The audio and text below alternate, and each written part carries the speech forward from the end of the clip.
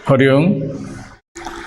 ध्येयं वदन्ति शिवमेव हि केचिदन्ये शक्तिं गणेशमपरे तु दिवाकरं वै रूपैस्तुतैरपि विभासिजतस्त्वमेव तस्मात् त्वमेव शरणं मम दीनबन्धु।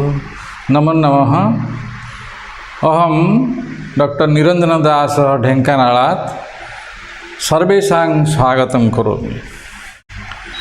पिलामाने आज व्याकरण पढ़िबा। व्याकरण विभिन्न विभाग रही। विभाग मध्य समास हूँ गोटे अन्यतम विभाग। तो व्याकरण विषय रे गोटे उक्ति अच्छी, तो आम कहीं व्याकरण पढ़िबा ना यद्यपि बहुनाधिसे तथापि पठपुत्र व्याकरणम स्वजन स्वजनो मा भूतु सकलम सकलम सकृत सकृत। ये कहुई जे रे पुत्र तुम्हें जिते पढ़ किंतु व्याकरण को निहाती पढ़ा उचित।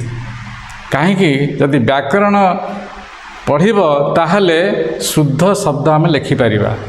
स्वजन स्वजनो मा भूत, आम स्वजन को स्वजन लिखा ना। ये जो स्वजन आम स्वजन लिखा ना जदि आम व्याकरण पढ़ी। सकलम सकलम आम सकल बोले समस्त, सकलम एमिति तालबेश सकलम लिखा ना। सकृत सेमती सकृत बोले थरे, आम तालबेश सकृत लिखिपर ना।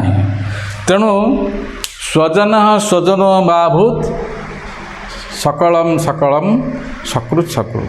तेणु व्याकरण आम पढ़िले आमर भाषा शुद्धि ज्ञान निश्चित भाव में हम। तेणु आम निश्चित भाव में व्याकरण पढ़ा।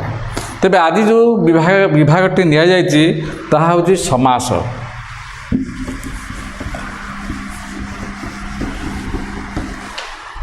समास कहले समसन पदयो हो पदानां वा एकत्रीकरणम वा एकपदीकरणम समास। समास रे दुई किंबा ततोधिक पदर जोटी मिलन होता है एवं ताहा गोटे पदरे रही थाए ताहाको आमे समास कहवा। केमिति कह परस्पर संबंध थिबा दुई बा ततोधिक पदर संगति बा मिलन को समास कहती। नराणांपति नरपति। नरपति नर हला मनुष्य, पति है प्रभु। ये दुईटी पद ये रहा। तेणु दुईटी पद मिसिकी नराणांपति नरपति होती। सेमती ततोधिक दुईरु अधिका फलम पुष्प फलम च पुष्पम च पत्रं च फल पुष्प पत्राणी। ये तीनोटी पदर मिश्रण होती किंतु गोटे पदरे प्रकाशित होती। कहीं कहगला जदि आम गोटे शब्द नवा दुईटी शब्द नवा दुईटी पद नवा वृक्ष बालुका दुईटा पद ये मिसेक लिखिदेले कि हो समास हम ना। बालुकार ये किसी संबंध ना। सेमती वस्त्र पक्व, वस्त्र मान लुगा, पक्व मान पाचिला। आम दुईटी पद दिन कारण नराणाम आम अलग लिखा नराण समस्या मान पद कौटा ना नराणाम गोटे है समस्या मान पद, पति है गोटे समस्या मान पद। अच्छा, ये जो नरपति शब्दटी रहा ए प्रत्येक समास पूर्वपद थाए एवं परपद थाए। पूर्वपद है नर, पति है परपद। ये परपद को मध्य आम उत्तर पद कही था। तेणु पूर्वपद परपद बा उत्तर पद समास थाए। अच्छा, समस्त पद सिद्ध समय आम जो समस्त पदटी सिद्ध करवा नराणांपति प्रथम आम नराणांपति नरपति करवा तापर तेन लगेले आम नरपति ना कहवा। तेणु समस्त पद सिद्ध समय विग्रह वाक्य थिबा विभक्ति और वचन चिन्ह लोप हो जाए, मूल शब्द रहे। देख ये जो नराणांपति ही नरपति हूँ ये जो नराणांग मतलब नर शब्द रु षष्ठी विभक्ति बहुवचन है नराणाम। पति एक वचन प्रथम व्यक्ति है तेणु ये आम समस्त पद को नहीं जा मूल शब्द को चली आसो मूल शब्द माने प्रातिपदिक शब्द को पलि आसो माने मूल शब्द नारायणाम कौ शब्द रही ना नर आसला नर शब्द नारायणाम हो जो विभक्ति षष्ठी विभक्ति बहुवचन थिला यहाँ मूल शब्द को पलि आसला जो समस्त पद हो पति ही रहा तापरे जिते आम विभक्ति प्रयोग करवा नर पतिना जदि आम कहुई समस्या विग्रह वाक्य लिखा लगे नारायणांग पति तेन ए तेन जगह नरपतिना जदि आम नरपते करवा ताले एटी नरपते षष्ठी व्यक्ति है तो नारायणांग पति तस्य नरपते एमती हम तापर आ गए कथा धर गुणीजन आम करवा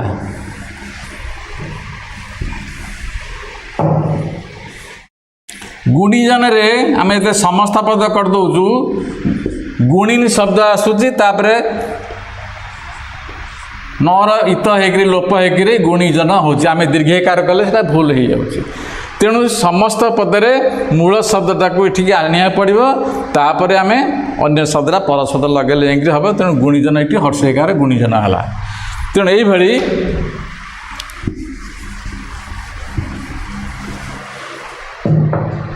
आमे समास रे देखा पाइबा समस्त पद विग्रह वाक्य बा व्यास वाक्य समस्यमान पद पूर्व पद परपद बा उत्तर पद। अच्छा नारायणांग पति तेन नरपतिना है एठारे नारायणांग पति स्थान रे नरपति हो तेन पदर प्रयोग द्वारा नरपतिना होइछे। अच्छा समास रे संधि अनिर्वार्य आमे संधि करिया को बाध्य धर रमायाः ईशः रमेश रमायाः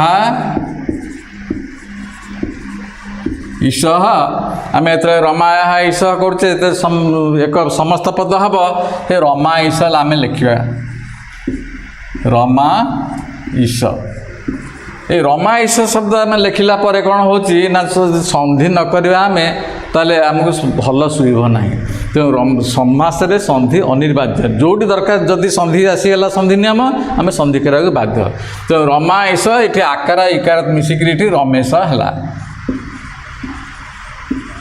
अच्छा हाँ कौन पचार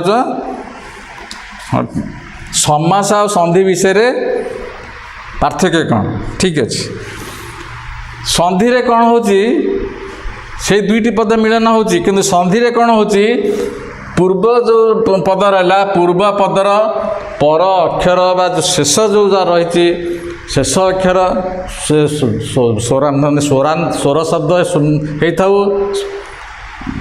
किंबा व्यंजन वर्ण होता स्वर वर्ण होता क्या व्यंजन वर्ण होता केमती रमारे रम आ परपदर शेष अक्षर पूर्व पदर शेष अक्षर परपदर आद्य अक्षर रमा ईश यहाँ आ ई मिसिकी ईशाला ए संधि रे कौन हो समास भाया पूर्व पद को फेरी आसुना नारायण रमाया ईश रमा को पलि आसला संधि रे कौन हो रमा जगार आर किसी परिवर्तन होनी यही आकार इकार मिसिक रमेश हो गले मे होगला तेणु से लगी संधि रे कौन हुए पूर्व पदर शेष वर्ण पर पदर आद्य अक्षर ये दुईटा भितर जो संहिता विषय अच्छी संधिस्थल यही संधिस्थल संधि होता है किंतु समास रे कौन हुए ये दुईटा पद मिसीगला यार गोटे अर्थ रोचे कि समास रे से संधि रे किसी सेमती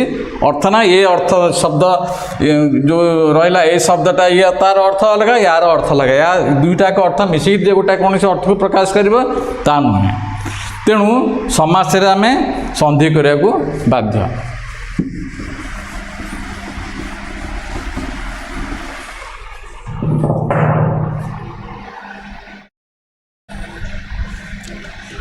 समास होची 6 प्रकार आमर अव्ययभाव समास तत्पुरुष समास कर्मधारय समास दिगु समास द्वंद्व समास बहुब्रीहि समास ये 6 प्रकार समास हेले मध्य आमे ताकू 4 भागे विभक्त करिचु।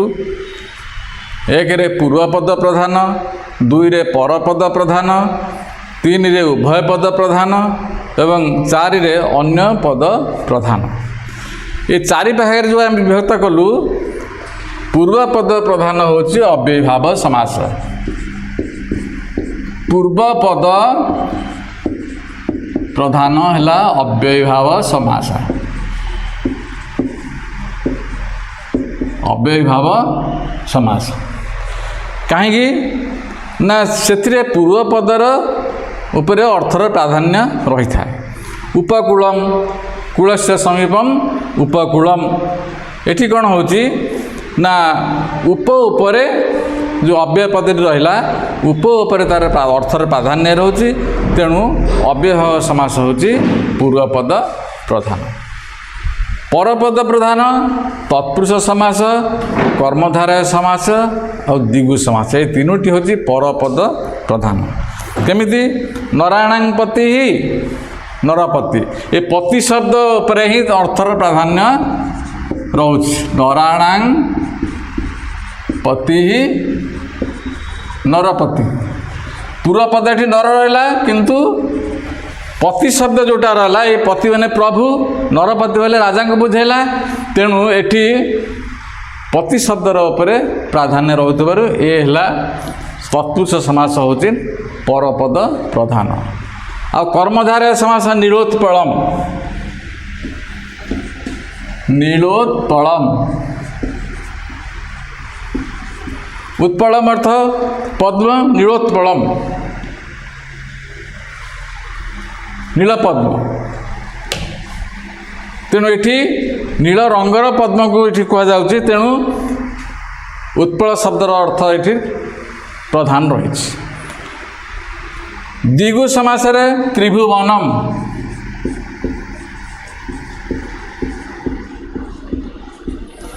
त्रयाणां भुवनानां समाहार त्रिभुवनम भुवन शब्दर प्राधान्य रोचे भुवनर अर्थ ये प्रधान तेणु तीन भुवन ये भुवन शब्द जेहेतु प्रधान रहा तेणु ये परपद प्रधान है आमर अव्ययीभाव कर्मधारय एवं द्विगु समास।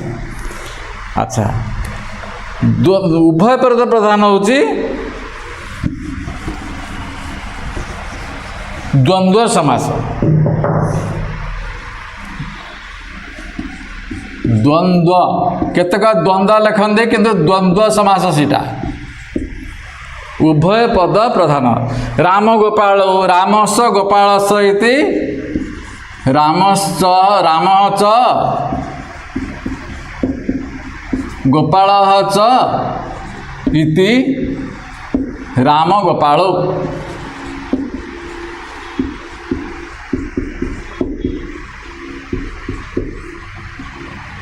एठी रामर प्राधान्य रहा गोपालर मध्य प्राधान्य रहा तेणु दुईटे को बुझेला कहार प्राधान्य कमी ना तेणु ये उभय पद प्रधान होची द्वंद्व समास।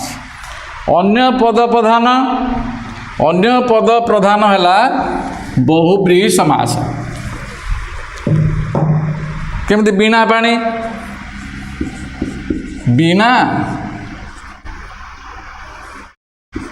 पाणौ जस्या सा बीणा पाणी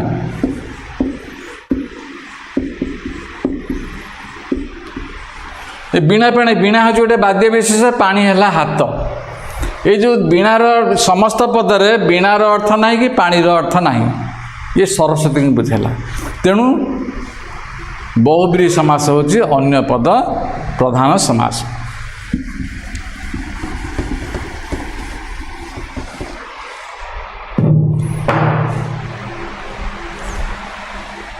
अच्छा एबे तुम पाठ्यक्रम अव्ययभाव समास ना तेणु आम तत्पुरुष समास तुम पाठ्यक्रम अच्छी तत्पुरुष समास आम पढ़ा। तत्पुरुष समास हूँ विग्रह वाक्य पूर्व पदरे द्वितीय ठारू सप्तमी विभक्ति पद जो रही एवं से अनुसार नामकरण करा जाए। समस्त पदर लिंग वचन विभक्ति अनुसार तत्शब्दर रूप प्रयुक्त हुए। यथा जो तुम नारायणांपति तुम कही नारायणांपति नारायणांपति कौन हो ना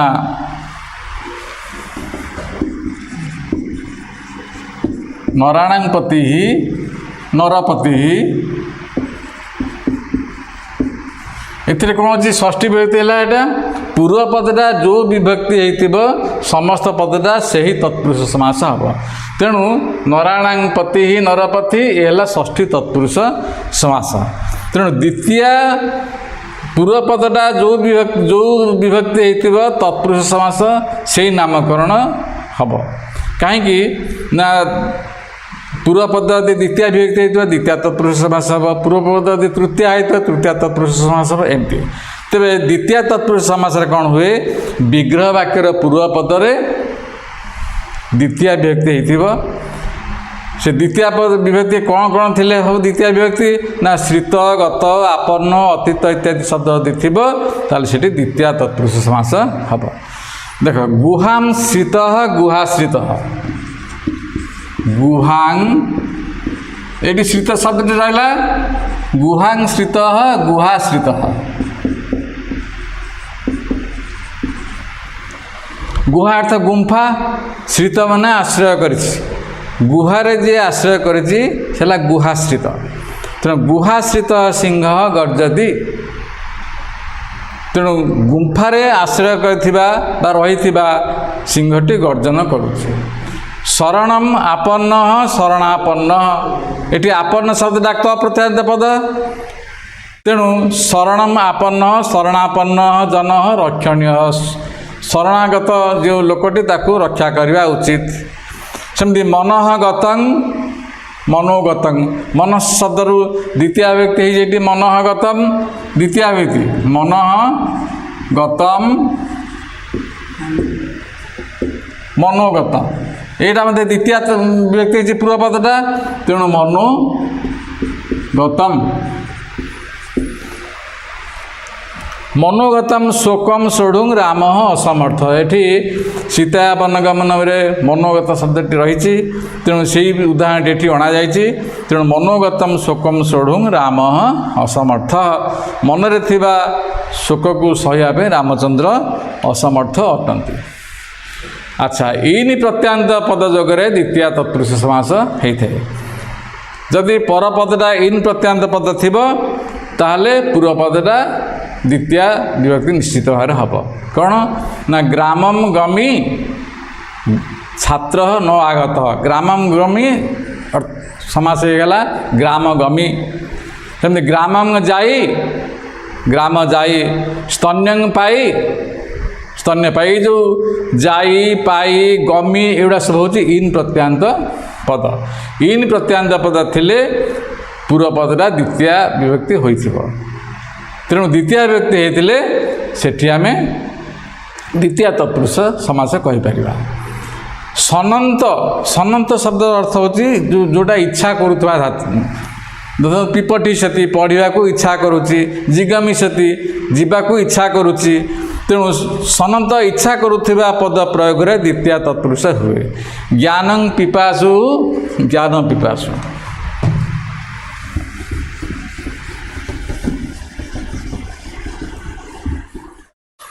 पिपासु शब्द होची पीवा को जी इच्छा करे सेला पिपासु जिज्ञासु जी जानिबा को इच्छा करे सेला जिज्ञासु तेणु ये जिज्ञासु पिपासु शब्द देथिबा पर पदरे पूर्व पदरे द्वितीय विभक्ति हम तेणु से अनुसार द्वितीय तत्पुरुष हम तेणु ज्ञानं पिपासु ज्ञान पिपासु छात्र आदरं लभते ज्ञान इच्छा करुवा छात्रटी आदर लाभ करिथाए सेमती शास्त्र जिज्ञासु शास्त्रम जिज्ञासु शास्त्र जिज्ञासु अन्नं बुभुक्षु अन्न बुभुक्षु धनम लिप्सु धन लिप्सु इत्यादि अच्छा अत्यंत संयोग थिबा व्याप्ति बुझाउथिबा कालवाचक मार्गवाचक पद थिले द्वितीय तत्पुरुष होइथाए मासं व्याप्त मास व्याप्त एठी मासं व्याप्त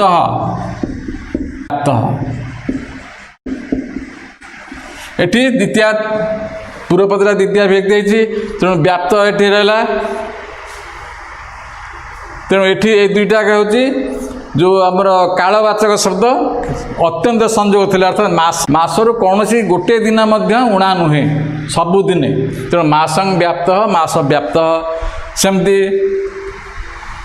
तेणु वर्षेण पूर्व वर्ष पूर्व अर्थात वर्षे बड़ वर्ष पूर्व राम गोपालात् गोपाल ठारू राम वर्षे बड़ पित्रा सदृश पितृसदृश गुरु पूज्य तेणु गुरु माने बा गुरु पूज्य अटंती से पिता सदृश अटंती पिता आम जमी पूजा करुचे सेमती गुरु को पूजा करवा दृष्टियाहीन दृष्टिहीन जष्टि साहाय्यन जाति ये दृष्टिहीन शब्दटी आम उपमन्यु कथा पढ़ीचे तेणु अरख गचर पत्र खाई से दृष्टिहीन संजात पढ़ीचे ये तेणु दृष्टियाहीन दृष्टिहीन शब्द थे पूर्वटा तृतीय व्यक्ति हम तेणु दृष्टियाहीन दृष्टिहीन साहाय्य जष्टि साहाय्यन जाति दृष्टिहीन तो अंध व्यक्ति जष्टि साहाय्य जाउछि। अच्छा विग्रह वाक्यर परपदे त प्रत्यांत पद सहित पूर्वपद तृतीय विभक्तांत पद रहिले तृतीय तत्पुरुष समास हुए यथा जलेन सिक्त जल सिक्त नर कंपते पानी रे भिजी जाइथिबा लोकटी कंपुची थरुची तेणु सिक्त शब्दटी त प्रत्यांत पद तेणु सिक्त शब्दटी त प्रत्यांत पद थिबारु पूर्वरे सेटा तृतीय विभक्ति है तेणु जलेन सिक्त जल सिक्त सेमती शोकेन संतप्त शोक संतप्त राम सीतया दृष्ट आम सीता गमन में शोक संतप्त शब्दटी पढ़ीचे तेणु सेटा तृतीय तत्पुरुष होची तेणु शोक संतप्त रामचंद्र सीता द्वारा देखा है अर्थात सीता रामचंद्र को शोक संतप्त थिबार देखिले। अच्छा श्रमेण खिन्न श्रम खिन्न सेटा से श्रम खिन्न शब्द आमर सीता वर्णगमन पढ़ीचे तेणु श्रमेण खिन्न श्रम खिन्न जन बने पत्र सज्जायाम स्वपीति श्रम खिन्न लोकटी बणरे पत्र सज्जार शोई थाए देवेन निर्दिष्टां देव निर्दिष्टां घटनां सर्वे स्वीकुर्वन्ति देव निर्दिष्ट शब्द मध्य आम स्वामी विवेकानंद विषय पढ़ा तेणु से शब्द से समस्त पद ये अणाई देवेन निर्दिष्टां घटनां सर्वे स्वीकुर्वन्ति देवता द्वारा निर्दिष्ट होता घटना को समस्ते स्वीकार करिथान्ति दुखेन अभिसंतप्ता दुखाभिसंतप्ता सीता रामम आह दुखरे अभिसंतप्ता होता सीता रामचंद्र कहले तेणु दुखे न अभिसंतप्त जिते आम सब देखुचे ये सब त प्रत्यांत पद सब परपदे रही पुरुष ही वर्जितम पुरुष वर्जितम वनं भयंकरम पुरुष मान द्वारा परित्यक्त होता वनटी भयंकर अटे शरेण आहतम सराहतं मृगं साधु अपश्यत शरे आहत होता मृगटी को साधु देखिले स्नेहेन पुरस्कृता स्नेह पुरस्कृता सीता वनम गतवती स्नेह रे पुरस्कृता होता बा स्नेह पुरस्कृता सीता वन को गले ये स्नेह पुरस्कृता शब्द मध्य सीता वर्णगमन में अच्छी। चतुर्थी तत्पुरुष समास तादर्थ्य बा सही उद्देश्य भाव प्रकाश करुथिले चतुर्थ्यंद पद पूर्व पद सहित पूजा बलि हित सुख आदि परपदर समास को चतुर्थी तत्पुरुष समास कहती यह निमित्तार्थे चतुर्थी कही था यथा भूतेभ्य बलि भूत बलि प्रातः करणीय भूत बलि अर्थ जो मैंने सब सका उठिक पक्षी मानक पशु मानक सब दियंती विभिन्न प्राणी मानक तेणु से भूत बलि से प्रातः करणीय सकाळे भूत बलि करवा उचित प्रजाभ्य हितम प्रजा हितम प्रजा मानक पाई हित अटे जहाँ से प्रजा हितम राजा कुर्यात प्रजा मानकर हित राजा करवा उचित विश्वधर्माय सम्मेलनम विश्वधर्म सम्मेलनम ये शब्दटी आमर स्वामी विवेकानंद विषय अणा तेणु विश्वधर्माय सम्मेलनम एठी तादर्थ्य चतुर्थी बा निमित्तार्थ चतुर्थी होइछि। विश्वधर्म सम्मेलनम अमेरिकायां भवति स्म। वनवासाय क्षमाः वनवास क्षमाः क्रियाः आरब्धुं रामः आदिदेश। ये सीता वनगमन आसी वनवास क्रिया, तेणु वनवासाय वनवास पाई समर्थ अटे जो क्रिया से क्रिया को आरंभ करने रामचंद्र आदेश देले। अच्छा, एथिरे प्रकृति विकृति भाव रही चतुर्थी तत्पुरुष समास हुए किंतु अन्यत्र हुए ना। प्रकृति विकृति भाव कौन ना, प्रकृति हूँ मूल जिनिस। हाराय सुवर्णम हार सुवर्णम, अर्थात हार पाई सुवर्ण उद्दिष्ट। एठी सुवर्णर प्रकृति जो प्रकृति सुवर्ण यार विकृति भाव है कौन ना, हारे परिणत है मुदी परिणत है।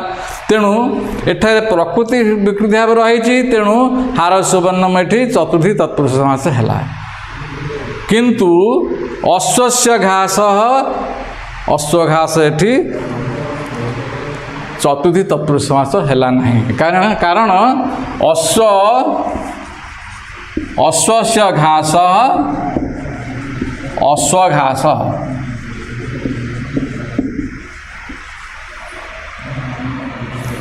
घासटा अश्वरे परिणत होना, किंतु घास मध्य गोटे प्रकृति जिनसटे। सुवर्ण मध्य प्रकृति जिनिस। सुवर्णटी हारे परिणत है, तार विकृति भाव आसले सी हार सुवर्णम है। किंतु घासटी जेहेतु अश्वरे परिणत होना, यहाँ संबंध षष्ठी जाऊँगी। अश्वस्य घास अश्वघास ये संबंध षष्ठी होती। सेमती धर्मस्य पत्नी धर्मपत्नी ये धर्माय पत्नी धर्मपत्नी चतुर्थी तत्पुरुष समास होना। तेणु धर्मस्य पत्नी धर्मपत्नी ये षष्ठी तत्पुरुष समास हो।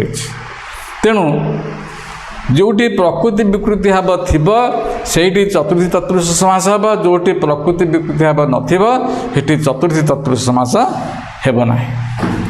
पिला माने चतुर्थी तत्पुरुष समास एका पढ़ले तुम मानक समस्त मु धन्यवाद अर्पण करी एठारे आजिर पाठ को मु समाप्त करुछि। धन्यवाद।